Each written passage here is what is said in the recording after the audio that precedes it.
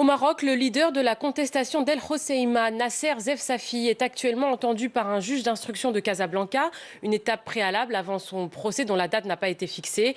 Il fait face à des charges notamment d'atteinte à la sécurité intérieure. La contestation dans cette ville du Rif, au nord du Maroc, a débuté après la mort d'un vendeur de poissons broyé dans une benne à ordures fin octobre. Le rappel des faits avec Shirley Sidbon. On était à l'Hoceima, atout d'une ville balnéaire rêvée. Mais alors que les touristes profitent de la plage, les habitants s'exaspèrent. C'est ici même, dans le port, qu'a éclaté le mouvement de contestation en octobre. Tout a commencé avec un événement tragique.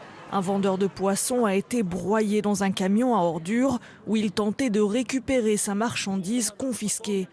Pour les habitants, ce drame symbolise les difficultés qu'ils doivent affronter.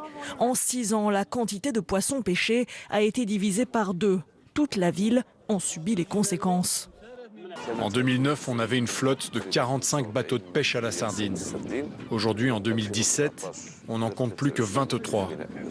De semaine en semaine, le mouvement de colère s'étend dans la région du Rif, dans le nord du Maroc. Les habitants demandent du travail, la baisse des prix et le développement de leur région qu'ils estiment négligée par le pouvoir. Les manifestants créent une association, Hirak, la mouvance. Voici son leader, Nasser Zefzafi.